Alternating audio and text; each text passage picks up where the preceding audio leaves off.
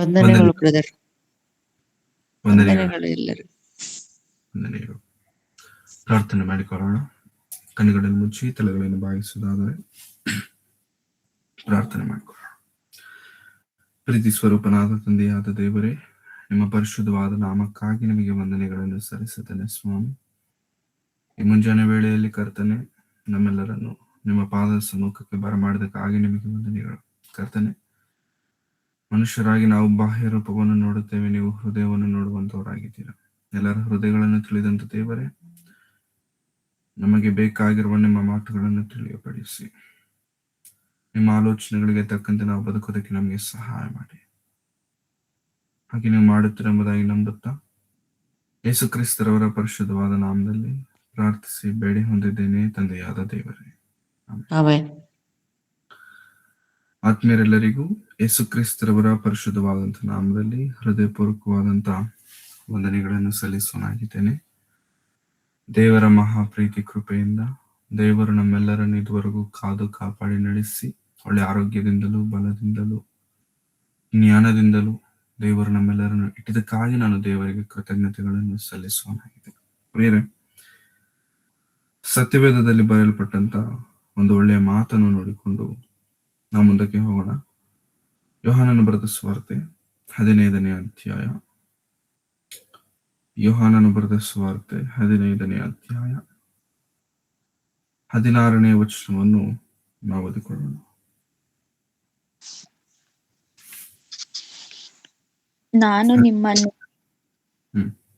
ನಾನು ನಿಮ್ಮನ್ನು ಆರಿಸಿ ತೆಗೆದುಕೊಂಡೆನು, ನೀವು ಹೊರಟು ಹೋಗಿ ಫಲ ಕೊಡುವವರಾಗಿರಬೇಕೆಂತಲೂ ನೀವು ಕೊಡುವ ಫಲವು ನಿಲ್ಲುವಂತದ್ದಾಗಬೇಕೆಂತಲೂ ನಿಮ್ಮನ್ನು ನೇಮಿಸಿದ್ದೇನೆ. ಹೀಗಿರಲಾಗಿ ನನ್ನ ಹೆಸರಿನಲ್ಲಿ ತಂದೆಯನ್ನು ಏನೇನು ಬೇಡಿಕೊಳ್ಳುವಿರೋ ಅದನ್ನು ಆತನು ನಿಮಗೆ ಕೊಡುವನು. Thank you sister. ಯೇಸು ಕ್ರಿಸ್ತರವರು ಹೇಳ್ತಿರುವಂತ ಒಂದು ವಿಶೇಷವಾದಂತ ಮಾತು. ಆಕ್ಚುಲಿ ಈ 15ನೇ ಅಧ್ಯಾಯ ಉದ್ದಕ್ಕೂ ಓದುವುದಾದ ಈ 15ನೇ ಅಧ್ಯಾಯ ಬಹಳ ಸಂಗತಿಗಳನ್ನು ಕುರಿತು ಮಾತನಾಡುವಂತದ್ದಾಗಿದೆ. ಈ 15ನೇ ಅಧ್ಯಾಯ ಪ್ರಾರಂಭದಲ್ಲಿ ನಾವು ನೋಡ್ಕೊಳ್ಳೋದಾದ್ರೆ, ನಾನು ದ್ರಾಕ್ಷಿಯ ಬಳ್ಳಿ, ನೀವು ಕೊಂಬೆಗಳು, ನೀವು ನನ್ನಲ್ಲಿದ್ದು ಫಲಗಳನ್ನು ಕೊಡ್ತೀರಾ, ನನ್ನ ತಂದೆ ತೋಟಗಾರನು, ತೋಟ ಮಾಡುವವನು. ಈ ರೀತಿ ದ್ರಾಕ್ಷಿಯ ಬಳ್ಳಿ ಅಂತ ಹೇಳುತ್ತಾ, ನೀವು ಪ್ರಾರ್ಥನೆ ಮಾಡಿ ಏನು ಬೇಕಾದ್ರೂ ಕೇಳ್ಕೊಳ್ರಿ ನಾನು ಕೊಡ್ತೇನೆ ಎಂಬುದಾಗಿ ಈ ರೀತಿ ಹೇಳ್ಕೊಂಡು ಬರ್ತಾ ಬರ್ತಾ ಬರ್ತಾ ಬರ್ತಾ ಈ 16ನೇ ವಚನಕ್ಕೆ ಬರುವಷ್ಟರಲ್ಲಿ ಮಾತನಾಡ್ತಿರುವಂತ ಮಾತು, ನಾನು ನಿಮ್ಮನ್ನು ಆರಿಸಿ ತೆಗೆದುಕೊಂಡೆನು, ನಾನು ನಿಮ್ಮನ್ನು ಆರಿಸಿ ತೆಗೆದುಕೊಂಡೆನು. ಯೂಶುವಲಿ ಯಹೂದ್ಯರ ಕಲ್ಚರ್, ಯಹೂದ್ಯರ ಪದ್ಧತಿಯ ಪ್ರಕಾರವಾಗಿ ಈ ಶಿಷ್ಯರು ಯಾರಾದ್ರೂ ಇದಾರೋ ಇವರು ಅವರ ರಬ್ಬಾಯ್ ಅವರನ್ನ ಆರಿಸಿಕೊಳ್ತಾರೆ. ರಬ್ಬಾಯ್ ಅಂತಂದ್ರೆ ಗುರುಗಳು.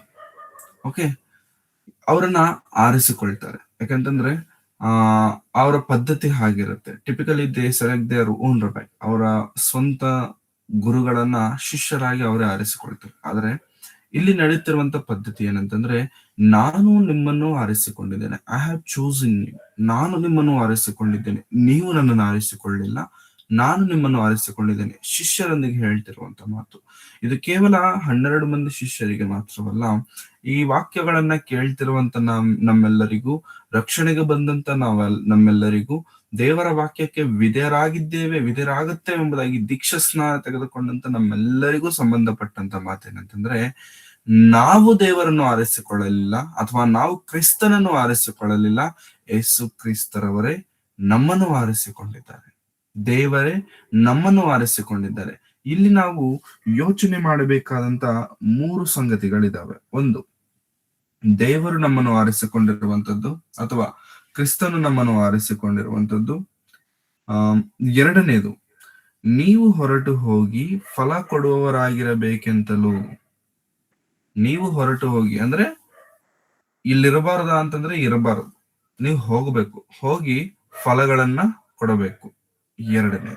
ಮೂರನೇದು, ನೀವು ಕೊಡುವ ಫಲವು ನಿಲ್ಲುವಂತದ್ದಾಗಿರಬೇಕೆಂತಲೂ ನಿಮ್ಮನ್ನು ನೇಮಿಸಿದ್ದೇನೆ, ನಿಮ್ಮನ್ನ ಅಪಾಯಿಂಟ್ ಮಾಡಿದ್ದೇನೆ. ನೇಮಿಸಿದ್ದೇನೆ ಅಂತಂದ್ರೆ ಅಪಾಯಿಂಟ್ ಮಾಡಿದ್ದೇನೆ. ಯಾವುದಕ್ಕೋಸ್ಕರ ಅಪಾಯಿಂಟ್ ಮಾಡಿದೀಯ ದೇವರೇ ಅಂತಂದ್ರೆ, ನೀವು ಫಲ ಕೊಡ್ತಿದ್ದೀರಲ್ಲ, ಆ ಫಲ ನಿಲ್ಲುವಂತ ಫಲವಾಗಿರಬೇಕು. ಫಲಗಳೇನಾಗ್ಬೇಕು? ನಿಲ್ಲುವಂತದಾಗಿರಬೇಕು. ಬೀಳುವಂತದ್ದಲ್ಲ, ಹಾಳಾಗುವಂತದ್ದಲ್ಲ, ಕೆಟ್ಟು ಹೋಗುವಂತದ್ದು ಎಷ್ಟು ಮಾತ್ರಕ್ಕೂ ಅಲ್ಲ, ನಿಲ್ಲುವಂತ ಫಲಗಳಾಗಿರಬೇಕು. ಕ್ರೈಸ್ತರಾದಂತ ನಾವು ಈ 3 ಸಂಗತಿಗಳಲ್ಲಿ ಪರ್ಫೆಕ್ಟ್ ಆಗಿರುವುದಾದರೆ ಪ್ರಿಯರೇ, ದೇವರಲ್ಲಿ ನಾವು ಅಲ್ಲಾಡದೇ ಇರುವಂತ ಸ್ಥಿರವಾದಂತ ಮರಗಳಾಗಿರುವುದಕ್ಕೆ ಸಾಧ್ಯ. ಈ 3 ಸಂಗತಿಗಳಿದಾವೆ ನೋಡಿ ಪ್ರಿಯರೇ, ಇದು ಕ್ರಿಸ್ತಿಯ ಬೆಳವಣಿಗೆಯ ಜೀವನಕ್ಕೆ ಬಹಳ ಪ್ರಾಮುಖ್ಯವಾದಂತವುಗಳು. ಏನ್ ಹೇಳ್ತಿದ್ದಾರೆ? ನಾನು ನಿಮ್ಮನ್ನು ಆರಿಸಿ ತೆಗೆದುಕೊಂಡೆನು, ಅಷ್ಟೇ ಬಿಟ್ರೆ ನೀವು ನನ್ನನ್ನು ಆರಿಸಿಕೊಳ್ಳಲಿಲ್ಲ. ನಾನು ನಿಮ್ಮನ್ನು ಆರಿಸಿಕೊಂಡೆ. ಎಲ್ಲಿಂದ ಆರಿಸಿಕೊಂಡೆ ದೇವರೇ? ಎಲ್ಲಿಂದ ನಮ್ಮನ್ನು ಆರಿಸಿಕೊಂಡೆ? ನೀವು ಎಲ್ಲಿದ್ದರಿ? ಪೇತ್ರನನ್ನು ಅಥವಾ ಆ ಶಿಷ್ಯರನ್ನು, ಜಬದಯನ ಮಕ್ಕಳನ್ನು, ಆಂದ್ರೆಯನನ್ನು, ಈ ರೀತಿ ಶಿಷ್ಯರನ್ನ ಕರೆಯಬೇಕಾದ್ರೆ ಮತ್ತಾಯನನ್ನು, ಎಲ್ಲಿದ್ರವರು?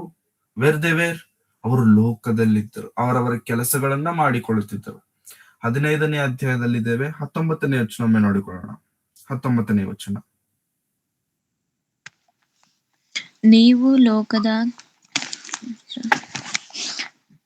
ನೀವು ಲೋಕದ ಕಡೆಯವರಾಗಿರುತ್ತಿದ್ದರೆ ಲೋಕವು ನಿಮ್ಮ ಮೇಲೆ ತನ್ನವರೆಂದು ಮಮತೆ ಇಡುತ್ತಿತ್ತು. ಆದರೆ ನೀವು ಲೋಕದ ಕಡೆಯವರಲ್ಲದೆ ಇರುವುದರಿಂದಲೂ ನಾನು ನಿಮ್ಮನ್ನು ಲೋಕದೊಳಗಿಂದ ಆರಿಸಿ ತೆಗೆದುಕೊಂಡದರಿಂದಲೂ ಲೋಕವು ನಿಮ್ಮ ಮೇಲೆ ದ್ವೇಷ ಮಾಡುತ್ತದೆ.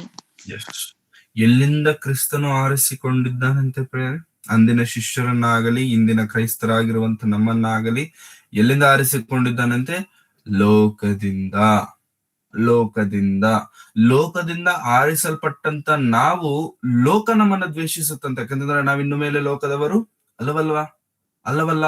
ಯಾಕಂತಂದ್ರೆ ಲೋಕದವರಾಗಿದ್ದಿದ್ರೆ ನಮ್ಮ ಮೇಲೆ ಮಮತೆ ಇಡ್ತಿತ್ತದು, ಅದು ನಮ್ಮನ್ನ ಪ್ರೀತಿ ಮಾಡ್ತಿತ್ತು. ಆದ್ರೆ ನಾವು ಲೋಕದವರು ಇನ್ನು ಮೇಲೆ ಅಲ್ಲ, ಆರಿಸಲ್ಪಟ್ಟವರು, ಲೋಕದಿಂದ ಬೇರೆಯಾದವರು, ಕ್ರಿಸ್ತನನ್ನು ಗುರುವಾಗಿಟ್ಟುಕೊಂಡು ಮುಂದೆ ಹೋಗುತ್ತಿರುವಂತವರು ನಾವಾಗಿರುವುದರಿಂದ ಲೋಕವು ನಮ್ಮನ್ನು ಎಷ್ಟು ಮಾತ್ರಕ್ಕೂ ಪ್ರೀತಿ ಮಾಡುವುದಿಲ್ಲ.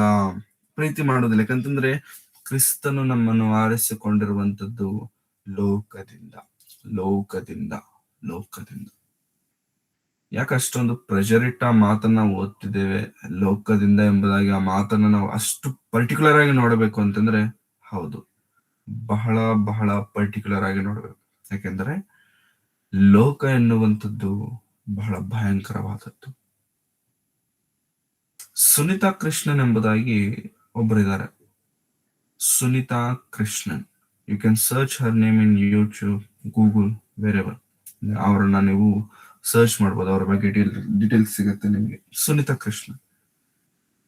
ಸುನಿತಾ ಕೃಷ್ಣನ್ ಅವರು ಈ ವ್ಯಭಿಚಾರದಲ್ಲಿ ಇರ್ತಾರೆ ನೋಡಿ, ವ್ಯಭಿಚಾರದಲ್ಲಿ ಬಿದ್ದೋಗ್ಬಿಟ್ಟಿರ್ತಾರೆ ತುಂಬಾ ಜನ ಹೆಣ್ಣು ಮಕ್ಕಳು, ಟ್ರ್ಯಾಪ್ ಆಗಿರ್ತಾರೆ.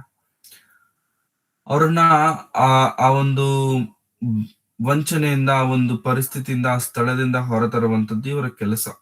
ಅಂದ್ರೆ ಯಾರೋ ಇವ್ರಿಗೆ ಕೊಟ್ಟದ್ದಲ್ಲ, ಇವರೇ ಇನಿಷಿಯೇಟ್ ತಗೊಂಡು ಮಾಡ್ತಿರುವಂತ ಕೆಲಸ, ಇವರೇ ಮಾಡಬೇಕೆಂಬುದಾಗಿ ಅದನ್ನ ನೋಡಿ. ಯಾಕೆಂತಂದ್ರೆ ಶಿ ಆಲ್ಸೋ ಎಕ್ಸ್ಪೀರಿಯನ್ಸ್ಡ್ ಇಟ್. ಆಕೆಗೆ ಆ ಅನುಭವವಿದೆ, ಅದು ಎಷ್ಟು ಭಯಂಕರ ಎಂಬುದಾಗಿ ತನಗೆ ಗೊತ್ತಿರುವುದರಿಂದ ಅಲ್ಲಿಂದ ಅನೇಕರನ್ನು ಹೊರತರಬೇಕೆಂಬಂತ ನಿರ್ಣಯ ತಾನೇ ತೆಗೆದುಕೊಂಡು ಅನೇಕ ಹೆಣ್ಣು ಮಕ್ಕಳನ್ನು, ಅನೇಕ ಸ್ತ್ರೀಯರನ್ನು ಅಲ್ಲಿಂದ, ಆ ಒಂದು ಭಯಂಕರವಾದಂತ ವ್ಯಭಿಚಾರ ಗೃಹದಿಂದ ಹೊರತಂದು, ಎಸ್ಪೆಷಲಿ ಮುಂಬೈ ಅಂತ ಭಯಂಕರವಾದಂತ ಸ್ಥಳಗಳಲ್ಲಿ, ರೆಡ್ ಲೈಟ್ ಏರಿಯಾಗಳಲ್ಲಿ ಇರುವಂತವರನ್ನ ಹೊರಗೆ ತಂದು ಅವರಿಗೆ ಒಳ್ಳೆ ಬದುಕನ್ನು ಕೊಟ್ಟು, ಒಳ್ಳೆ ದಾರಿಯನ್ನು ತೋರಿಸಿ, ಕೆಲಸಗಳನ್ನು ಅವ್ರಿಗೆ ಕೊಡಿಸಿ, ಈ ರೀತಿ ತುಂಬಾ ಒಳ್ಳೆ ಕೆಲಸವನ್ನ ಅವ್ರು ಮಾಡಿದ್ದಾರೆ. ಆಕೆ ಹೆಸರು ಸುನಿತಾ ಕೃಷ್ಣನ್ ಎಂಬುದಾಗಿ. ಸೊ ಈ ರೀತಿಯಾಗಿ ಮಾಡಿದಂತ ಇವರು ರಕ್ಷಿಸಲ್ಪಟ್ಟವರಿದ್ದಾರೆ ನೋಡಿ, ಹೆಣ್ಣುಮಕ್ಕಳು, ಸ್ತ್ರೀಯರು, ಅವರೆಲ್ಲರೂ ಎಷ್ಟು ಕೃತಜ್ಞತೆ ಅವರಿಗೆ ತೋರಿಸ್ತಾರೆ ಅಂತಂದ್ರೆ, ಇವರನ್ನ ಬಿಟ್ಟು ಅವ್ರು ಎಲ್ಲಿಗೂ ಹೋಗೋದಿಲ್ಲ. ಇವ್ರನ್ನ ಬಿಟ್ಟು ಅವ್ರು ಏನ್ ಹೇಳಿದ್ರೆ ಅದು ಮಾಡ್ತಾರೆ. ಮದುವೆಗಳನ್ನ ಮಾಡಿಕೊಂಡು, ಮಕ್ಕಳು ಮಾಡಿಕೊಂಡು, ಒಳ್ಳೆ ರೀತಿ ಜೀವನ ನಡೆಸುತ್ತಿರುವಂತವ್ರು ಅನೇಕರಿದ್ದಾರೆ ಇವರ ಅಂಡರ್ ಅಲ್ಲಿ. ಮೊದಲಿದ್ದಂತ ಸ್ಥಳವೇನು ವ್ಯಭಿಚಾರದ ಗೃಹ, ಇವತ್ತು ಒಳ್ಳೆಯ ಕೆಲಸ, ಒಳ್ಳೆಯ ಕುಟುಂಬ, ಒಳ್ಳೆಯ ಮಕ್ಕಳು, ಒಳ್ಳೆಯ ಜೀವನವನ್ನ ನಡೆಸ್ಕೊಂಡು ಹೋಗ್ತಿದ್ದಾರೆ. ಇದೆಲ್ಲದಕ್ಕೂ ಕಾರಣವೇನಂತಂದ್ರೆ ಆ ವ್ಯಭಿಚಾರ ಗೃಹದಿಂದ ರಕ್ಷಿಸಲ್ಪಡುವಂಥದ್ದು. ದೇವರು ನಮ್ಮನ್ನು ಲೋಕದಿಂದ ರಕ್ಷಿಸಿದ್ದಾನೆ ಅಂತಂದ್ರೆ ಅರ್ಥವೇನೋ ಗೊತ್ತಾ ಪ್ರೇರೆ? ಅದು ವ್ಯಭಿಚಾರ ಗೃಹಕ್ಕಿಂತ ಬಹಳ ಭಯಂಕರವಾದದ್ದು. ನೆನಪಿಟ್ಕೊಳ್ಳೋಣ, ವ್ಯಭಿಚಾರ ಗೃಹಕ್ಕಿಂತಲೂ ಬಹಳ ಭಯಂಕರವಾದದ್ದು ಅದು. ಅದರಿಂದ ಹೊರ ಬರಬೇಕಾಗಿರುವಂತದ್ದು ಬಹಳ ಪ್ರಾಮುಖ್ಯ. ನಾವು ಅದರಿಂದ ಖಂಡಿತ ಹೊರಗೆ ಬರ್ಲಿಕ್ಕಾಗಲ್ಲ. ಅದರಿಂದ ಖಂಡಿತ ಹೊರಗೆ ಬರ್ಲಿಕ್ಕಾಗಲ್ಲ. ನಾವು ಹೊರಗೆ ಬರ್ಲಿಕ್ಕಾಗಲ್ಲ ಅಂತಾನೆ ನಮ್ಮನ್ನು ರಕ್ಷಿಸೋದಕ್ಕೆ ಬಂದಂತ ಯೇಸು ಕ್ರಿಸ್ತರವರು ಹೇಳ್ತಿರುವಂತದ್ದು ಏನಂತಂದ್ರೆ, ನಾನು ನಿಮ್ಮನ್ನು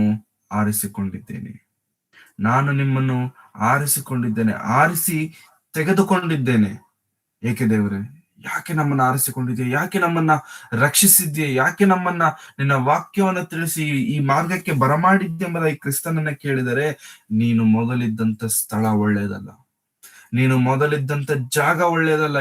ಯಾಕೆ ಏನಾಯ್ತು ಆ ಸ್ಥಳಕ್ಕೆ ಅಂತಂದ್ರೆ, ಮೋಸ, ವಂಚನೆ, ಅದರಲ್ಲೇ ಇದ್ದು ಅದರಲ್ಲೇ ಬೆಳೆದು ನೀನ್ ಏನ್ ಅಂದುಕೊಂಡ್ಬಿಟ್ಟಿದ್ಯಾ ಅಂತಂದ್ರೆ, ಇದೇ ಸತ್ಯ, ಇದೇ ನಿತ್ಯ, ಇದರಲ್ಲೇ ನಾನು ಜೀವನವನ್ನು ನಡೆಸಬೇಕೆಂಬಂತ ಮೋಸದಲ್ಲಿದ್ದೆ ನೀನು. ಆ ಮೋಸದಿಂದ ನೀನು ರಕ್ಷಿಸಿದ್ದೇನೆ. ರಕ್ಷಣೆಯ ಶ್ರೇಷ್ಠತೆ ಯಾರಿಗೆ ಗೊತ್ತಾಗುತ್ತೆ ಗೊತ್ತಾ ಪ್ರಿಯರೇ? ರಕ್ಷಣೆಯ ಶ್ರೇಷ್ಠತೆ ಯಾರಿಗೆ ಗೊತ್ತಾಗುತ್ತೆ ಗೊತ್ತಾ? ಲೋಕದಲ್ಲಿದ್ದು ಲೋಕದ ಮೋಸಕ್ಕೆ, ಲೋಕದ ವಂಚನೆಗೆ, ಲೋಕದ ಆ ಒಂದು ಗಾಯಕ್ಕೆ ಒಳಗಾದವರಿಗೇನೆ ಗೊತ್ತಾಗುತ್ತೆ ರಕ್ಷಣೆಯ ಶ್ರೇಷ್ಠತೆ ಏನು ಅಂತ. ಇವತ್ತಿಗೂ ಕ್ರೈಸ್ತರಾಗಿ ಕರೆಯಲ್ಪಡುತ್ತಿರುವಂತವರು ಇಷ್ಟು ಅದ್ಭುತವಾದಂತ ಮಾತುಗಳನ್ನು ಕೇಳುತ್ತಿದ್ದಾಗಿ ಕೂಡ ಅವರ ಹೃದಯಗಳು ಮುಟ್ಟದೇ ಇರುವುದಕ್ಕೆ, ಅವರ ಹೃದಯಗಳು ಬದಲಾಗದೇ ಇರುವುದಕ್ಕೆ, ಇನ್ನು ಕೇವಲ ಹೆಸರಿನ ಕ್ರೈಸ್ತರಾಗಿರುವುದಕ್ಕೆ ಕಾರಣವೇನೋ ಗೊತ್ತಾ ಪ್ರಿಯರೇ? ಅವರಿಗೆ ರಕ್ಷಣೆಯ ಶ್ರೇಷ್ಠತೆ ಗೊತ್ತಾಗಿಲ್ಲ. ಯಾಕಂತಂದ್ರೆ ಅವ್ರಿಗೆ ಪೆಟ್ಟು ಬಿದ್ದಿಲ್ವಲ್ಲ, ಪೆಟ್ಟು ಬೀಳದೇ ಇರೋದಕ್ಕೆ ವ್ಯಾಲ್ಯೂ ಗೊತ್ತಾಗ್ತಿಲ್ಲ. ಯಾವಾಗಾದ್ರೆ ಪೆಟ್ಟು ಬೀಳುತ್ತೋ, ಪೆಟ್ಟು ಬಿದ್ದ ನಂತರ ಗಾಯವನ್ನು ಕಟ್ಟುವುದಕ್ಕೆ ಯೇಸು ಕ್ರಿಸ್ತರವರು ಬಂದಾಗ ಅವಾಗ ಯೇಸು ಕ್ರಿಸ್ತನ ಔನ್ನತ್ಯ ಅನ್ನೋದು ಗೊತ್ತಾಗುತ್ತೆ. ಪೆಟ್ಟು ಬಿದ್ದಿಲ್ವಲ್ಲ, ಗಾಯ ಆಗಿಲ್ವಲ್ವಾ, ನೋವಾಗಿಲ್ವಲ್ಲ. ಅದಕ್ಕೆ ನಮ್ಗೆ ಏನಾಗ್ತಿದೆ ಅಂತಂದ್ರೆ, ನಾಟಕಗಳನ್ನ ಮಾಡ್ತಿದ್ದೇವೆ ಬಹಳ ಮಂದಿ ಕ್ರೈಸ್ತರು ಇವತ್ತು. ನಾಟಕಗಳನ್ನ ಮಾಡ್ತಿದ್ದೇವೆ. ಯಾಕಂತಂದ್ರೆ ಪೆಟ್ಟು ಅನುಭವ ನಮಗೆ ಇಲ್ಲ, ನಾವು ದುಃಖ ಪಟ್ಟಿಲ್ಲ. ಅದಕ್ಕೆ ನಮಗೆ ಅದರ ವ್ಯಾಲ್ಯೂ ಏನು ಅನ್ನೋದು ನಮಗೆ ಅರ್ಥ ಆಗ್ತಿಲ್ಲ. ಪ್ರಿಯ ಕ್ರೈಸ್ತರೇ, ಕ್ರಿಸ್ತನ ವ್ಯಾಲ್ಯೂ ನಮಗೆ ಏನಂತ ಗೊತ್ತಾಗಬೇಕು ಅಂತಂದ್ರೆ, ಪೆಟ್ಟು ತಿನ್ನಬೇಕು ನಾವು. ರೋಗಿಗೆ ಮಾತ್ರ ವೈದ್ಯನು ಬೇಕು, ಆರೋಗ್ಯಸ್ಥನಿಗೆ ವೈದ್ಯನು ಬೇಕಿಲ್ಲ. ನಾವು ರೋಗಿಗಳ ತರ ನಾಟಕ ಮಾಡ್ತಿರುವಂತವ್ರ. ನಿಜವಾದಂತ ರೋಗಿಗೆ ಔಷಧಿ ಕೊಟ್ರೆ ಇಮಿಡಿಯೇಟ್ ಆಗಿ ಕಡಿಮೆ ಆಗುತ್ತೆ. ಯಾಕಂತಂದ್ರೆ ಔಷಧಿ ಕೊಡ್ತಿರುವಂತವ್ರು ಸಾಮಾನ್ಯದವರಲ್ಲ, ಭೂಪರಲೋಕಗಳನ್ನು ಉಂಟು ಮಾಡಿರುವಂತ ಸರ್ವಶಕ್ತನಾದಂತ ಯೇಸು ಕ್ರಿಸ್ತರವರು ಔಷಧಿ ಕೊಡ್ತಿದ್ದಾರೆ. ನಮ್ಗೆ ಔಷಧಿ ಕೊಟ್ಟರು ನಿಲ್ತಿಲ್ಲ ಅಂತಂದ್ರೆ ನಾವು ನಾಟಕ ಮಾಡ್ತಿದ್ದೇವೆ ಅಂತ ಅರ್ಥ. ವಾಕ್ಯ ಕೇಳ್ತಿದ್ರು ಹೃದಯಗಳು ಬದಲಾಗ್ತಿಲ್ಲ ಅಂತಂದ್ರೆ ನಾವು ನಾಟಕ ಮಾಡ್ತಿದ್ದೇವೆ ಅಂತ ಅರ್ಥ. ಚಿಕ್ಕ ವಯಸ್ಸಲ್ಲಿ ಸ್ಕೂಲ್ಗೆ ಹೋಗ್ಬೇಕಾದ್ರೆ ಹೊಟ್ಟೆ ನೋವು, ತಲೆನೋವು, ಏನಂತ ಕಾಣದಿರುವಂತ ರೋಗಗಳು ಅಪ್ಪ ಅಮ್ಮಗೆ ಹೇಳಿದಾಗ ಅವರು ಟೆನ್ಷನ್ ಪಟ್ಟು ತರ್ತಾರೆ. ಮಾತ್ರೆಗಳನ್ನ ಮೆಡಿಕಲ್ ಶಾಪ್ಗೆ ಹೋಗಿ ಇಲ್ಲಿಗೋಗಿ ತಂದು ಕೊಡ್ತಾರೆ. ತಂದು ಕೊಟ್ಟ ಮೇಲೂ ಕೂಡ ನಮ್ಗೆ ಹೊಟ್ಟೆ ನೋವು ಗಿಟ್ಟೆ ನೋವು ಏನು ಕಡಿಮೆ ಆಗಲ್ಲ. ಯಾಕೆಂತಂದ್ರೆ ಇದು ಒರಿಜಿನಲ್ ಹೊಟ್ಟೆ ನೋವಲ್ಲ, ಡೂಪ್ಲಿಕೇಟ್ ಹೊಟ್ಟೆ ನೋವು. ಏನೋ ತಪ್ಪಿಸ್ಕೊಳ್ಳೋದಕ್ಕೆ ಮಾಡ್ತಿರುವಂತ ಹೊಟ್ಟೆ ನೋವು, ನಾಟಕ ಅಂತಾರೆ ಇದನ್ನ. ಕ್ರೈಸ್ತರಾದಂತ ನಾವು ಕೂಡ ಔಷಧಿಯಾಗಿರುವಂತ ಯೇಸು ಕ್ರಿಸ್ತನ ಬೆಲೆಯುಳ್ಳ ಅತ್ಯಮೂಲ್ಯವಾದಂತ ಮಾತುಗಳು ಕೇಳುತ್ತಿದ್ದಾಗಿಯೂ ನಮ್ಮ ಹೃದಯಗಳನ್ನು ಇನ್ನೂ ಕಠಿಣ ಮಾಡಿಕೊಂಡಿದ್ದೇವೆ, ಬಂಡೆ ಮಾಡಿಕೊಂಡಿದ್ದೇವೆ, ಬದಲಾಗುತ್ತಿಲ್ಲ, ಪಶ್ಚಾತ್ತಾಪ ಪಡ್ತಿಲ್ಲ ಅಂತಂದ್ರೆ ಪ್ರಿಯರೇ, ನಾವು ಯಾವುದಕ್ಕೋ ನಾಟಕ ಮಾಡ್ತಿದ್ದೇವೇನೋ ನೋಡ್ಕೊಳ್ಳೋಣ. ನಾವು ಏನೋ ಹೊಂದುವುದಕ್ಕೋಸ್ಕರ ನಾಟಕ ಮಾಡ್ತಿದ್ದೇವೇನೋ ನೋಡ್ಕೊಳ್ಳೋಣ. Because it's a very dangerous thing. It's very dangerous. Yesu ಕ್ರಿಸ್ತರವರು ಹೇಳ್ತಾರೆ, ನಿಮ್ಮಲ್ಲಿ ಸಾರಲ್ಪಟ್ಟಂತ ಸುವಾರ್ತೆ, ನಿಮಗೆ ಹೇಳಿದಂತ ಮಾತುಗಳು, ನಿಮಗೆ ತೋರಿಸಿದಂತ ಅದ್ಭುತ ಕಾರ್ಯಗಳು ಸೊದೋಮ್ ಗೊಮೋರ ಪಟ್ಟಣದವರಿಗೆ ಮಾಡಿದಿದ್ರೆ ಇಷ್ಟೊತ್ತಿಗೆ ಅವರು ಬದಲಾಗ್ತಿದ್ರು. ಮತ್ತೆ ಅನ್ಬಾರ್ದಂತ ಸುವಾರ್ತೆ ಬದಲಾಗ್ತಿದ್ರು ಅವರು. ನಿಮ್ಗೇನ್ ಬಂತು ರೋಗ? ನಿಮಗೇನಾಯ್ತು? ಬುದ್ಧಿ ಇಲ್ವಾ? ನಿಮ್ಮನ್ನು ಆರಿಸಿಕೊಂಡಿದ್ದು ಎಲ್ಲಿಂದ? ಲೋಕದಿಂದ. ಲೋಕ ಏನು ಸಾಮಾನ್ಯವಾದದ್ದ? ಭಯಂಕರವಾದದ್ದು. ಮೋಸದಿಂದ ತುಂಬಿರುವಂತದ್ದು, ಮೋಸವೇ ಸತ್ಯವೆಂದು ಬದುಕುತ್ತಿರುವಂತದ್ದು, ವಂಚನೆಯೇ ಸತ್ಯವೆಂಬುದಾಗಿ ಬದುಕುತ್ತಿರುವಂತದ್ದು, ಒಬ್ಬರನ್ನ ಹಾಳು ಮಾಡಿದರೆ ನಾನು ಉದ್ಧಾರ ಆಗುತ್ತೇನೆ ಎಂಬುದಾಗಿ ನಂಬಿ ಅನೇಕರನ್ನು ಹಾಳು ಮಾಡಿರುವಂತದ್ದು ಲೋಕ. ಅಂತಹ ಲೋಕದಿಂದ ನಿನ್ನನ್ನು ರಕ್ಷಿಸಿದ್ದೇನೆ. ದೇವರನ್ನೇ ಕಾಣದೇ ಇರುವಂತ ಲೋಕದಿಂದ ನಿನ್ನನ್ನು ಆರಿಸಿಕೊಂಡಿದ್ದೇನೆ. Have you ever imagine? ಯಾವತ್ತಾದ್ರೂ ಅಂದುಕೊಂಡಿದ್ಯಾ ನನ್ನ ರಕ್ಷಣೆ ಎಲ್ಲಿಂದ ಆಗಿದೆ ಎಂಬುದಾಗಿ? ಎಲ್ಲಿಂದ ಆಗಿದೆ ಎಂಬುದಾಗಿ? ಭಯಂಕರ ಪ್ರಿಯರೇ, ಭಯಂಕರ. ಇವತ್ತು ಕ್ರೈಸ್ತರಿಗೆ ಅದರ ವ್ಯಾಲ್ಯೂ, ಕ್ರಿಸ್ತನ ವ್ಯಾಲ್ಯೂ, ಕ್ರಿಸ್ತನ ರಕ್ಷಣೆಯ ಶ್ರೇಷ್ಠತೆ ಏನೆಂಬುದು ನಿಜವಾಗ್ಲೂ ಅರ್ಥ ಆಗ್ತಿಲ್ಲ. ನಿಜವಾಗ್ಲೂ ಅರ್ಥ ಆಗ್ತಿಲ್ಲ. ಯಾರೋ ಬಳಿಗೆ ಯಾಕೆ ನಮಗೆ ಬಹಳ ಬಾರಿ ದೇವರ ವಿಷಯಗಳು ಹೃದಯಕ್ಕೆ ಮುಟ್ಟುತ್ತಿಲ್ಲ. ನಮಗೆ ಇನ್ನು ನನಗೆ ಮುಟ್ಟುತ್ತಿಲ್ಲ. ನನಗೆ ದೇವರ ವಾಕ್ಯಗಳು ಅರ್ಥ ಆಗ್ತಿಲ್ಲ. ನನಗೆ ದೇವರ ವಾಕ್ಯದ ಶ್ರೇಷ್ಠತೆ ಏನೆಂಬುದಾಗಿ ನನಗೆ ಅರ್ಥ ಆಗ್ತಿಲ್ಲ. ಐ ಆಮ್ ವೆರಿ ನಂಬಾಗ್ಬಿಟ್ಟಿದ್ದೇನೆ. ಡಮ್ಮಿ ಪೀಸ್ ಆಗ್ಬಿಟ್ಟಿದ್ದೇನೆ. ಕೇಳಿ ಕೇಳಿ ಕೇಳಿ ಕೇಳಿ ಕೇಳಿ ದೇವರ ವಾಕ್ಯವನ್ನು ಕೇಳಿ ಕೇಳಿ ಕೇಳಿ. No sir, should change. ಬದಲಾಗಬೇಕು. ಬದಲಾಗೋದಕ್ಕೆ ದೇವರ ಅವಕಾಶ ಕೊಡ್ತಿದ್ದಾರೆ. ಬದಲಾಗಬೇಕು. ನಾನು ನಿಮ್ಮನ್ನು, ಮತ್ತೆ 16ನೇ ವಚನ, ನಾನು ನಿಮ್ಮನ್ನು ಆರಿಸಿ ತೆಗೆದುಕೊಂಡೆನು. ಎಲ್ಲಿಂದ ತೆಗೆದುಕೊಂಡೆ ದೇವರೇ? ನಾನು ಚೆನ್ನಾಗೇ ಇದೀನಲ್ಲ, ಮತ್ತೆ ನೀನ್ ಸಪರೇಟ್ ಆಗಿ ನನ್ನನ್ನು ಆರಿಸಿಕೊಳ್ಬೇಕಾರಂತ ಅವಶ್ಯಕತೆ ಏನಿದೆ ಅಂತಂದ್ರೆ, yes, I have chosen you. ನಾನು ನಿನ್ನನ್ನು ಆರಿಸಿಕೊಂಡಿದ್ದೇನೆ. ಲೋಕದಿಂದ, ಪಾಪದಿಂದ, ಮೋಸದಿಂದ, ವಂಚನೆಯಿಂದ, ಗಾಯದಿಂದ ಬಿದ್ದಂತ ನಿನ್ನನ್ನ ಔಷಧಿ ಕೊಟ್ಟು ನೆಟ್ಟಗೆ ಮಾಡಿದ್ದೇನೆ. Be faithful. ನಂಬಿಗಸ್ತನಾಗಿರು. ಪೆಟ್ಟು ತಿಂದಿದೆಯಲ್ಲ, ಗೊತ್ತಲ್ವಾದ್ರ ನೋವು. ನಿನ್ನ ಗಾಯ ಕಟ್ಟಿರೋನು ನಾನಲ್ವಾ? ನಿನಗೂ ನನಗೆ ಏನ್ ಸಂಬಂಧ? ಆದ್ರೂ ನಿನಗೆ ಗಾಯ ಕಟ್ಟಿದ್ದಾನಲ್ಲ. Be thankful, be faithful. ಕ್ರೈಸ್ತರೇ, we should be very thankful for God. ಕ್ರಿಸ್ತನಿಗೆ ನಾವು ಬಹಳ ಕೃತಜ್ಞರಾಗಿ ಜೀವಿಸಬೇಕಾಗಿದೆ. ಕ್ರಿಸ್ತನಿಗೆ ನಾವು ಬಹಳ ಸ್ತೋತ್ರಗಳನ್ನ ಸಲ್ಲಿಸಬೇಕಾಗಿರುವಂತದ್ದು. ಯಾಕಂತಂದ್ರೆ ನಮ್ಮನ್ನು ರಕ್ಷಿಸಿರುವಂತವನು, ನಮ್ಮನ್ನು ಆರಿಸಿಕೊಂಡಂತ ಯೇಸು ಕ್ರಿಸ್ತರವರು ಅಂತ ಹೇಳ್ತಿದ್ದಾರೆ. ಯೋಹಾನನು ಬರೆದಂತ ಸುವಾರ್ತೆ 15ನೇ ಅಧ್ಯಾಯದಲ್ಲಿ 14, 15 ಈ 2 ವಚನಗಳನ್ನು ನಾವು ಓದಿಕೊಳ್ಳೋಣ. ನಾನು ನಿಮ್ಮನ್ನು ಆರಿಸಿ ತೆಗೆದುಕೊಂಡಿದ್ದೇನೆ ಅಂತ ಹೇಳುತ್ತಾ, ಆರಿಸಿ ತೆಗೆದುಕೊಂಡು ನಾನು ಏನ್ ಮಾಡ್ಬೇಕು ಅಂತಂದ್ರೆ 14, 15ನೇ ವಚನದಲ್ಲಿ ಹೇಳ್ತಿದ್ದಾರೆ ನೋಡಿ. ನಾನು ನಿಮಗೆ ಕೊಟ್ಟ ಆಜ್ಞೆಗಳಿಗೆ ಸರಿಯಾಗಿ ನೀವು ನಡೆದರೆ ನೀವು ನನ್ನ ಸ್ನೇಹಿತರು. ಇನ್ನು ಮೇಲೆ ನಾನು ನಿಮ್ಮನ್ನು ಆಳುಗಳನ್ನುವುದಿಲ್ಲ, ಯಜಮಾನನು ಮಾಡುವಂತಹದ್ದು ಆಳಿಗೆ ತಿಳಿಯುವುದಿಲ್ಲ. ನಿಮ್ಮನ್ನು ಸ್ನೇಹಿತರೆಂದು ಹೇಳಿದ್ದೇನೆ. ತಂದೆಯ ಕಡೆಯಿಂದ ನಾನು ಕೇಳಿದ್ದನ್ನೆಲ್ಲ ನಿಮಗೆ ತಿಳಿಸಿದ್ದೇನೆ. ನೀವು ನನ್ನನ್ನು ಆರಿಸಿ ತೆಗೆದುಕೊಂಡಿಲ್ಲ. Thank you sister. ನೀವು ನನ್ನನ್ನು ಆರಿಸಿ ತೆಗೆದುಕೊಂಡಿಲ್ಲ. ಯಾಕೆ ಅಂತಂದ್ರೆ ನೀವು ನನ್ನನ್ನು ಆರಿಸಿ ತೆಗೆದುಕೊಂಡಿಲ್ಲ, ನಾನು ನಿಮ್ಮನ್ನು ಆರಿಸಿ ತೆಗೆದುಕೊಂಡಿದ್ದೇನೆ. ಯಾಕೆಂತಂದ್ರೆ ಇನ್ನು ಮೇಲೆ ನಿಮ್ಮನ್ನು ನಾನು ಸ್ನೇಹಿತರೆಂದು ಕರೆಯುತ್ತೇನೆ. ನೀವು ನನ್ನನ್ನು ಆರಿಸಿಕೊಂಡಿಲ್ಲ. ಅರ್ಥ ಮಾಡ್ಕೊಡಿ ಹೆಂಗಿದೆ ಯೇಸು ಸ್ವಾಮಿ ಹೆಂಗ್ ಹೇಳ್ತಿದ್ದಾರೆ ಅಂತಂದ್ರೆ, ನೀವು ನನ್ನನ್ನ ಸೆಲೆಕ್ಟ್ ಮಾಡ್ಕೊಂಡಿಲ್ಲ, ನಾನ್ ನಿಮ್ಮನ್ನ ಸೆಲೆಕ್ಟ್ ಮಾಡ್ಕೊಂಡಿದ್ದೇನೆ. ಹಾಗಾಗಿ ಇನ್ನು ಮೇಲೆ ನೀವು ದಾಸರಲ್ಲ, ಆಳುಗಳಲ್ಲ. You are not servants, you are not employees, you are not slaves. ಮತ್ತೇನ್ ದೇವ್ರೆ? ಯು ಆರ್ ಮೈ ಫ್ರೆಂಡ್ಸ್, ಸ್ನೇಹಿತರು. ನೀವು ನನ್ನ ಸ್ನೇಹಿತರು. ಅರ್ಥ ಮಾಡ್ಕೊಳ್ಳೋಣ. ಜಸ್ಟ್ ಇದನ್ನ ಒಂದು ಇಮ್ಯಾಜಿನೇಷನ್ ಅಲ್ಲಿ ನಾವು ತೆಗೆದುಕೊಂಡು ಹೋಗ್ಬೋದಾದ್ರೆ, ಹೈವೇ ರೋಡ್ಗಳಲ್ಲಿ ಅಥವಾ ದೊಡ್ಡ ದೊಡ್ಡ ರೋಡ್ಗಳಲ್ಲಿ ಆಲ್ಮೋಸ್ಟ್ ಈ ಪ್ರಾಣಿಗಳು ಅಡ್ಡ ಬರ್ತಿರ್ತವೆ. ಗಾಡಿಗಳು ಸ್ಪೀಡ್ ಹೋಗುತ್ತೆ, ಪ್ರಾಣಿಗಳು ಅಡ್ಡ ಬರುತ್ತವೆ. ಕೆಲವು ಗಾಡಿಗಳಿಗೆ ಗುದ್ಕೊಂಡು ಸತ್ತೋಗುವಂತ ಅನೇಕವುಗಳಾದರೆ, ಅದರಲ್ಲಿ ಪೆಟ್ಟಾಗಿ ಕಾಲು ಕೈಯೋ ಮುರಿದು ಏನೋ ಒಂದಾಗಿ ಸೈಡ್ಗೆ ಹೋಗಿರುವಂತ ಕೆಲವೊಂದು ಪ್ರಾಣಿಗಳು, ನಾಯಿಗಳು ಇರ್ತವೆ. ಈಗ ರೋಡಲ್ಲಿ ಗುದ್ದದವ್ನು ನಿಲ್ಸಲ್ಲ, ಹೋಗ್ತಾ ಇರ್ತವೆ. ಯಾಕಂದ್ರೆ ಯಾರಿಗ್ ಬೇಕಿದೆ ನಿಂತ್ಕೊಂಡು ಮಾಡ್ಬೇಕಾರ ಅಂತ ಅವಶ್ಯಕತೆ ಯಾರಿಗಿದೆ? They're least bothered about that. So ಈ ರೀತಿ ಹೋಗ್ತಾ ಇರ್ಬೇಕಾದ್ರೆ ಆ ನಾಯಿ ಕೂಗ್ತಿರುತ್ತೆ. ಒಂದು ಗಾಡಿ ಬಂದ್ ನಿಲ್ಲುತ್ತೆ, ನಾಯಿನ ನೋಡುತ್ತೆ, ಆ ವ್ಯಕ್ತಿ ಇಳಿತಾನೆ, ನಾಯಿನ ನೋಡುತ್ತಾನೆ. ಕಂಡೀಷನ್ ಬಹಳ ಕ್ರಿಟಿಕಲ್ ಆಗಿದೆ. ಕಾಲ್ ಕೈ ಏನೋ ಮುರಿದೋಗ್ಬಿಟ್ಟಿದೆ.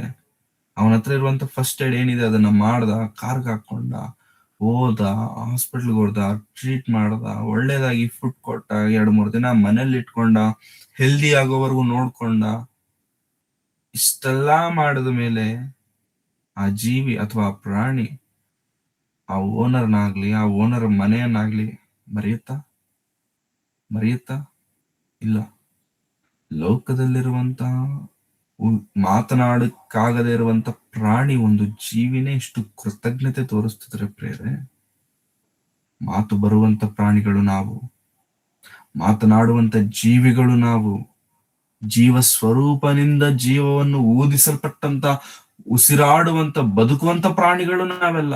ಮತ್ತೆ ನಾವು ಎಷ್ಟು ಕೃತಜ್ಞರಾಗಿದ್ದೇವೆ. ನಮ್ಮನ್ನ ಯಾರು ನಮ್ಮ ಬಗ್ಗೆ ತಲೆ ಕೆಡಿಸ್ಕೊಳ್ದಿರಬೇಕಾದ್ರೆ, ಯಾರು ನಮ್ಮನ್ನು ನೀನು ಬೇಡ ಎಂಬುದಾಗಿ ನಮ್ಮನ್ನು ತಳ್ಳಿ ಬಿಟ್ಟಾಗ, ನೀನ್ ನನಗೆ ಬೇಕು ಎಂಬುದಾಗಿ ನಮ್ಮನ್ನು ಆರಿಸಿಕೊಂಡಂತ ಏಕೈಕ ರಕ್ಷಕನು ಯೇಸು ಕ್ರಿಸ್ತನು.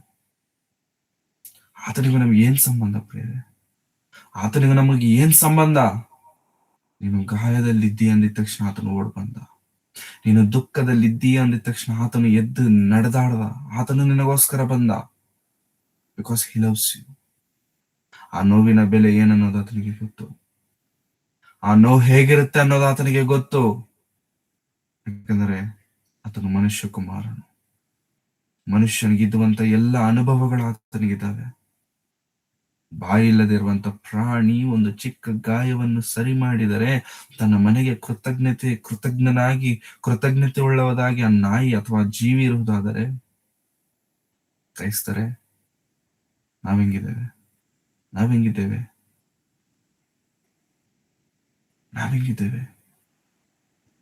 ಹಾಗಂತ ಏನ್ ಬ್ರದರ್, ಕ್ರೈಸ್ತರೆಲ್ಲರನ್ನು ನಾಯಿ ತರ ಹೇಳ್ಬಿಟ್ರ?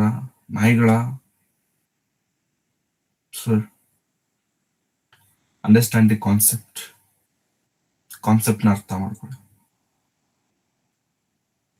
ಕ್ರೈಸ್ತರನ್ನ ನಾಯಿ ಅಂತ ಹೇಳ್ತಿಲ್ಲ.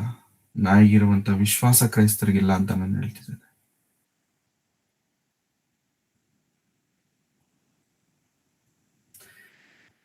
ನಾನು ನಿಮ್ಮನ್ನು ಆರಿಸಿ ತೆಗೆದುಕೊಂಡೆನು, ನೀವು ಹೊರಟು ಹೋಗಿ ಫಲ ಕೊಡುವವರಾಗಿರಬೇಕೆಂತಲೂ, ನೀವು ಕೊಡುವ ಫಲ ನಿಲ್ಲುವಂತದ್ದಾಗಿರಬೇಕೆಂತಲೂ ನಿಮ್ಮನ್ನು ನೇಮಿಸಿದ್ದೇನೆ. ಫಲ ಕೊಡಬೇಕಾ ಪ್ರಿಯರೇ? ಫಲ ಕೊಡೋದು ಸುಲಭವೋ? ಕೊಡದೇ ಇರುವಂತದ್ದು ಸುಲಭ, ಕೊಡುವಂತದ್ದು ಕಷ್ಟ. ಕ್ರೈಸ್ತರಾಗಿ ನಾವು ಫಲ ಕೊಡ್ತಿದ್ದೇವಾ, ಕೊಡದೇ ಇದ್ದೇವಾ ಅಂತಂದ್ರೆ, ಕೆಲವರು ಕೊಡ್ತಿದ್ದೇವೆ, ಕೆಲವರು ಕೊಡ್ತಿಲ್ಲ. ಅಲ್ಲ, ಕೆಲವರು ಕೊಡ್ತಿದ್ದೇವೆ, ಅನೇಕರು ಕೊಡ್ತಿಲ್ಲ. ಕೆಲವರಾದ್ರೆ ಕೊಡ್ತಿರೋ ತರ ನಾಟಕ ಪ್ಲಾಸ್ಟಿಕ್ ಹಣ್ಣುಗಳನ್ನು ಇಟ್ಕೊಂಡಿದ್ದೇವೆ, ಕೊಡ್ತಿರೋ ತರ. ಬಟ್ ವಿ ಆರ್ ನಾಟ್, ಕೊಡ್ತಿಲ್ಲ. ನೀವು ಫಲ ಕೊಡಬೇಕು. ನೀವು ಹೊರಟು ಹೋಗಿ ನಾವ್ ಏನ್ ಮಾಡ್ಬೇಕಂತೆ? ಹೊರಟು ಹೋಗ್ಬೇಕು. ಇರಬಾರ್ದಾ? ಏನ್ ದೇವ್ರೆ, ನಾನ್ ನಿನ್ ಜೊತೆಗೆ ಇರಬಾರ್ದಾ? ಸ್ವಾಮಿ, ನಿನ್ ಜೊತೆಗೆ ನಾನು ಇರೋದು ನಿನಗೆ ಇಷ್ಟ ಇಲ್ವಾ? ಹೋಗಕ್ಕೆ ಹೇಳ್ತಿದ್ಯಲ್ಲ, ಎಲ್ಲಿಗೋಗ್ಲಿ ನಾನು? ಲೋಕಕ್ಕೆ ಹೋಗು, ಪಕ್ಕದ ಮನೆಗೆ ಹೋಗು, ಸ್ನೇಹಿತರ ಬಳಿಗೆ ಹೋಗಿ ಏನ್ ಮಾಡು? ಹೋಗಿ ಕ್ರಿಸ್ತನ ಸುವಾರ್ತೆಯನ್ನು ಪ್ರಕಟಿಸು. ಇರಬಾರ್ದು ಪ್ರೇರೆ, ನಾವು ಇರಬಾರ್ದು. ಬಹಳ ಸಭೆಗಳನ್ನ ನೋಡಿ ಅವರ ಸಭೆ ಬೆಳೆಯೋದೇ ಇಲ್ಲ. ಅನೇಕ ವರ್ಷಗಳಿಂದ ಸೇವೆ ಮಾಡ್ತಿರ್ತಾರೆ ಅವರು, ಬಟ್ ಸ್ಟಿಲ್ ಅವರ ಸಭೆಗಳು ಬೆಳೆಯೋದೇ ಇಲ್ಲ. ಹೆಂಗಿರೋ ಸಭೆ ಹಾಗೆ ಇರುತ್ತೆ. ಎಷ್ಟು 10 ವರ್ಷದಿಂದ ಎಷ್ಟು ಜನ ಇರ್ತಾರಲ್ಲ, ಇವತ್ತಿಗೂ ಅಷ್ಟೇ ಜನ ಇರ್ತಾರೆ. ಏನಾಗ್ತಿದೆ ಆ ಸಭೆ ಜೊತೆಗೆ? ಏನಾಗ್ತಿದೆ? ಒನ್ಸ್ ಅದರ ಬ್ಯಾಕ್ ಗ್ರೌಂಡ್ ನೋಡೋದಾದ್ರೆ, ಎಲ್ಲ ಸಭೆಗಳನ್ನು ಬಗ್ಗೆ ನಾನು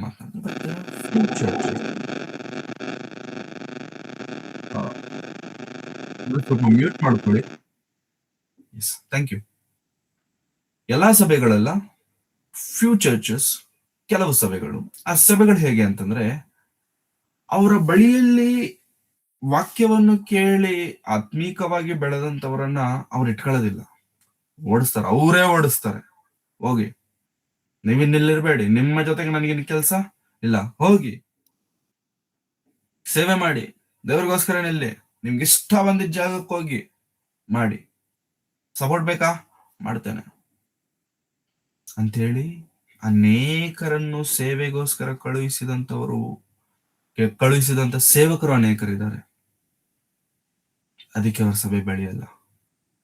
ಕೆಲವು ಸಭೆ ಬೆಳಿತಾನೇ ಇರುತ್ತೆ.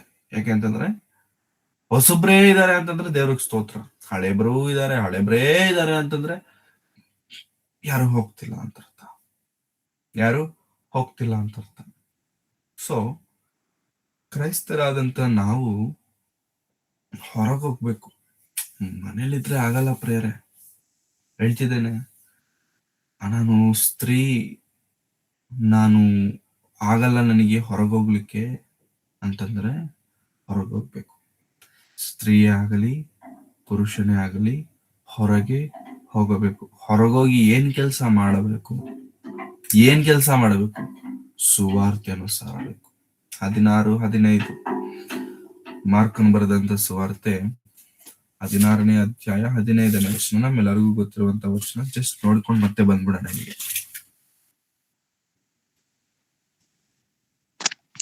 ಆಮೇಲೆ ಅವರಿಗೆ, ನೀವು ಲೋಕದ ಎಲ್ಲಾ ಕಡೆಗೆ ಹೋಗಿ ಜಗತ್ತಿಗೆಲ್ಲ ಸುವಾರ್ತೆಯನ್ನು ಸಾರಿರಿ.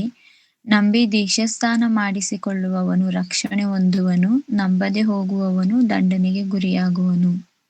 Thank you sister. ನಂಬಿ ರಕ್ಷಿಸಲ್ಪಡುವವನು. ನೀವು ಹೋಗಿ ಸುವಾರ್ತೆಯನ್ನು ಸಾರಿದ ನಂತರ ನಂಬಿದರೆ ಅವನಿಗೆ ರಕ್ಷಣೆ, ನಂಬಲಿಲ್ಲ ಅಂತಂದ್ರೆ ಅವನಿಗೆ ದಂಡನೆ. ನಂಬದವನ ಬಗ್ಗೆ ನೀವು ಚಿಂತೆ ಮಾಡಬೇಡಿ, ನಂಬಿದವನ ಬಗ್ಗೆ ಮಾತ್ರ ನೀವು ಚಿಂತೆ ಮಾಡಿ ಅಂತ ಹೇಳಿ ನಮಗೆ ಕಳಿಸ್ತಿದ್ದಾರೆ. ನೀವು ಹೋಗ್ಬೇಕು. That's very important. That's very very important. ಹೋಗ್ಬೇಕು. ಹೋಗೋದು ಬಹಳ ಪ್ರಾಮುಖ್ಯ. ಹೋಗ್ಲಿಕ್ಕಾಗಲ್ವಾ? ಹೋಗೋರಿಗೆ ಸಹಾಯ ಮಾಡಿ. ಹೋಗುವವರಿಗೆ ಸಹಾಯ ಮಾಡಿ.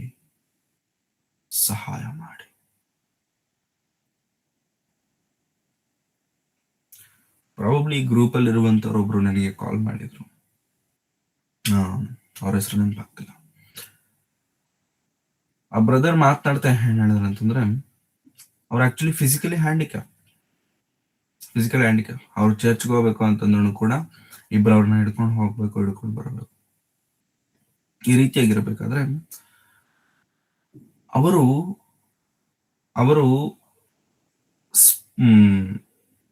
ಒಬ್ಬ ದೈವ ಸೇವಕರು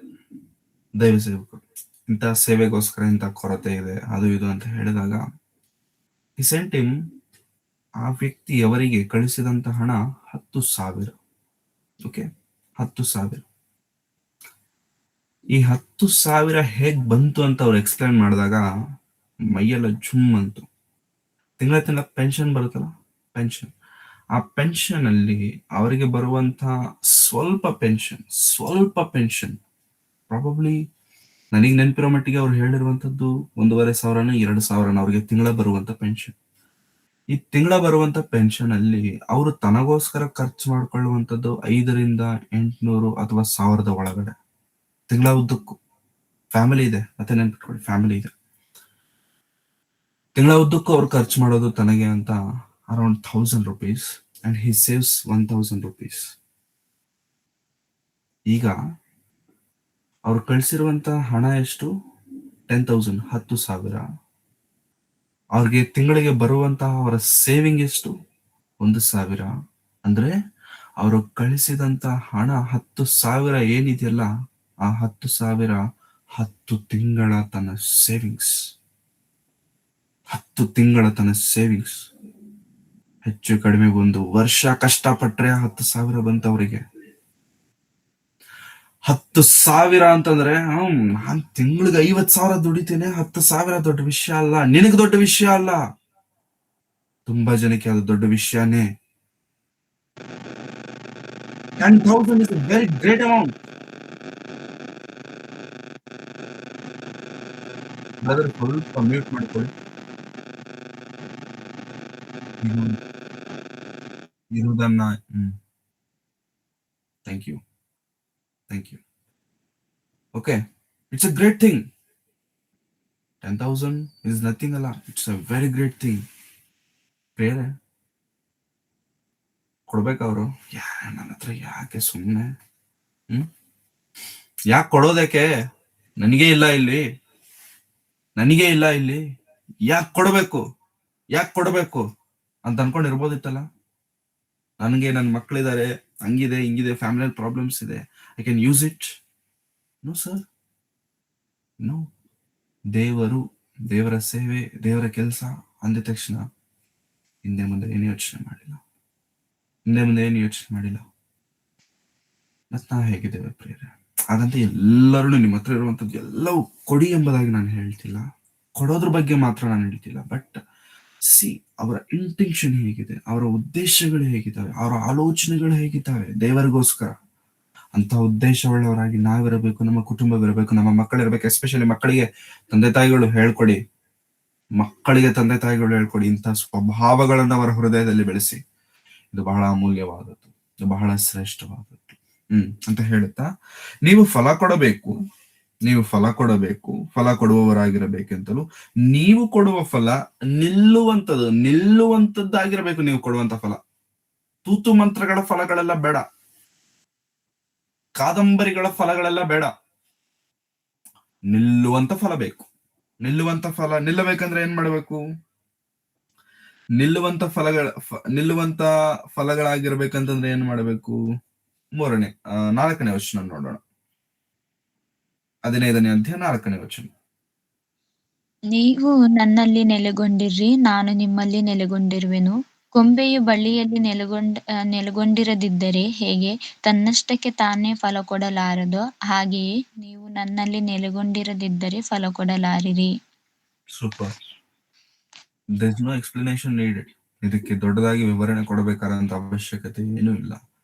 ನೀವು ನೀವು ವಾಕ್ಯದ ದೆಸೆಯಿಂದ ಶುದ್ಧರಾಗಿದ್ದೀರಿ ಅಂತ ಹೇಳುತ್ತಾ, ನೀವು ನನ್ನಲ್ಲಿ ನೆಲೆಗೊಂಡಿರ್ರಿ, ನಾನೂ ನಿಮ್ಮಲ್ಲಿ ನೆಲೆಗೊಂಡಿರುವೆನು. ಕೊಂಬೆಯು ಬಳ್ಳಿಯಲ್ಲಿ ನೆಲೆಗೊಂಡಿರದಿದ್ದರೆ ಹೇಗೆ ತನ್ನಷ್ಟಕ್ಕೆ ತಾನೇ ಫಲ ಕೊಡಲಾರದೋ, ಹಾಗೆಯೇ ನೀವು ನನ್ನಲ್ಲಿ ನೆಲೆಗೊಂಡಿರದಿದ್ದರೆ ಫಲ ಕೊಡಲಾರಿರಿ ಅಂತ ಹೇಳುತ್ತಾ, ನಾನು ದ್ರಾಕ್ಷ ಬಳ್ಳಿ, ನೀವು ಕೊಂಬೆಗಳು. ಒಬ್ಬನು ನನ್ನಲ್ಲಿಯೂ ನಾನು ಅವನಲ್ಲಿಯೂ ನೆಲೆಗೊಂಡಿದ್ದರೆ ಅವನೇ ಬಹಳ ಫಲ ಕೊಡುವನು. ದ ಬೆಸ್ಟ್, ದ ಮೋಸ್ಟ್ ಕೊಡುವವನು ಯಾರು? ಫಲ ಕೊಡಬೇಕಂತೆ. ಆ ಫಲ ಕೊಡಬೇಕು ಅಂತಂದ್ರೆ ಆ ಫಲ ನಿಲ್ಲುವಂತ ಫಲವಾಗಿರಬೇಕು ಅಂತಂದ್ರೆ ನಾವು ಕ್ರಿಸ್ತನಲ್ಲಿ ಇರಬೇಕು, ಕ್ರಿಸ್ತನ ಜೊತೆಗೆ ಇರಬೇಕು. It's very important to be with Christ. ಕ್ರಿಸ್ತನ ಜೊತೆಗೆ ಇರಬೇಕಾದಂಥದ್ದು ಬಹಳ ಪ್ರಾಮುಖ್ಯ. ಅಂತಂದ್ರೆ ಫಲಗಳು ಕೊಡುವಂಥದ್ದು ಇಂಪಾರ್ಟೆಂಟ್ ಅಲ್ವಂತೆ, ಆ ಫಲಗಳು ನಿಲ್ಲುವಂತ ಫಲವಾಗಿರಬೇಕಾದಂಥದ್ದು ಬಹಳ ಇಂಪಾರ್ಟೆಂಟ್. ಕ್ರೈಸ್ತರೇ, ಮೂರು ಸಂಗತಿಗಳು. ಯೇಸು ಕ್ರಿಸ್ತರು ನಮ್ಮನ್ನು ಆರಿಸಿಕೊಂಡಿದ್ದಾರೆ. ಒಂದು. ಎರಡನೇದು, ನಾವು ಹೋಗಬೇಕು ಇಲ್ಲಿಗೆ, ಲೋಕಕ್ಕೆ. ಎಲ್ಲಿಂದಾದ್ರೆ ನಿಮ್ಮನ್ನು ದೇವರು ಆರಿಸಿಕೊಂಡಿದ್ದಾರೆ ಅಲ್ಲಿಗೆ ಮತ್ತೆ ಹೋಗ್ಬೇಕಂತೆ. ಹೋಗಿ ನಿಲ್ಲುವಂತ ಫಲಗಳನ್ನ ಕೊಡಬೇಕು. ಹಾಳಾಗುವಂಥದ್ದಲ್ಲ, ಬಿದ್ದು ಹೋಗುವಂಥದ್ದಲ್ಲ, ನಿಲ್ಲುವಂತ ಫಲ. ಈ ಮೂರರಲ್ಲಿ ನಾವು ನಿಜವಾಗ್ಲೂ ನಂಬಿಕಸ್ಥರಾಗಿದ್ದರೆ, ಈ ಮೂರರಲ್ಲಿ ನಾವು ನಿಜವಾಗ್ಲೂ ದೇವರಿಗೆ ವಿಧೇಯರಾಗಿರುವುದಾದರೆ ಫಲಗಳು ಎಲ್ಲಿಗೂ ಹೋಗುವುದಿಲ್ಲ. ಇನ್ನು ಮಾಡುವಂತ ಪ್ರಾರ್ಥನೆ ಎಲ್ಲಿಗೂ ಹೋಗೋದಿಲ್ಲ. ಯಾರನ್ನಾದ್ರೆ ರಕ್ಷಣೆ ಮಾರ್ಗಕ್ಕೆ ತರಬೇಕೆಂಬುದಾಗಿ ಪ್ರಯಾಸ ಪಡುತ್ತಿದ್ದೇವೋ ಅವರು ರಕ್ಷಣೆ ಮಾರ್ಗಕ್ಕೆ ಬರದೇ ಎಲ್ಲಿಗೂ ಹೋಗೋದಿಲ್ಲ. ಯಾಕಂತಂದ್ರೆ ನಿನ್ನ ಫಲ ವ್ಯರ್ಥವಾಗಿ ಹೋಗೋದಕ್ಕೆ ದೇವರ ಅವಕಾಶ ಕೊಡೋದಿಲ್ಲ, ಕ್ರಿಸ್ತನ ಅವಕಾಶ ಕೊಡೋದಿಲ್ಲ. ಯಾಕಂತಂದ್ರೆ ಫಲಗಳು ನೀನು ಕೊಡ್ತಿರುವಂತದ್ದು ನಾಶವಾಗುವಂತವುಗಳಲ್ಲ, ನಿಲ್ಲುವಂತವುಗಳು, ಜೀವವುಳ್ಳ ಫಲಗಳು. ಆತನ ಕೆಲಸಗಳಲ್ಲಿ ನಾವಿದ್ದೇವೆ. ಸೊ ಇವತ್ತು ಯಾರನ್ನು ಬದಲಾಯಿಸಬೇಕೆಂದು ನಾವು ನಿರ್ಣಯಿಸಿಕೊಂಡಿದ್ದೇವೆ. ಯಾರು ಒಬ್ಬರು ಬದಲಾಗ್ತಾನೆ ಇಲ್ಲ. But still I am trying my best. ನಾನು ತುಂಬಾ ಕಷ್ಟಪಟ್ಟು ಅವರನ್ನ ರಕ್ಷಣೆಗೆ ತರೋದಕ್ಕೆ ಇಷ್ಟಪಡ್ತಿದ್ದೇನೆ. ಬಿಡಬೇಡಿ, ಸ್ಥಿರವಾಗಿ ನಿಮ್ಮ ಪ್ರಯತ್ನಗಳನ್ನ ದಯವಿಟ್ಟು ಮಾಡ್ತಾ ಇರಿ. ಯಾಕೆಂದ್ರೆ ಆ ಫಲಗಳಿಗೆ, ಆ ಕೊಂಬೆಗೆ ಜೀವವನ್ನು ಕೊಡುವವನು, ಆ ಕೊಂಬೆಯಲ್ಲಿ ಜೀವವನ್ನು ತುಂಬುವವನು ಯೇಸು ಕ್ರಿಸ್ತನು.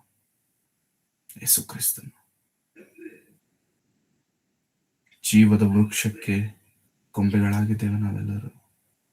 ನಿರ್ಜೀವವುಳ್ಳಂತ ಕ್ರಿಯೆಗಳನ್ನ ನಾವು ಮಾಡ್ತಿಲ್ಲ, ಜೀವವುಳ್ಳ ಕ್ರಿಯೆಗಳನ್ನ ಮಾಡುತ್ತಿದ್ದೇವೆ, ಜೀವವನ್ನ ರಕ್ಷಿಸುತ್ತಿದ್ದೇವೆ.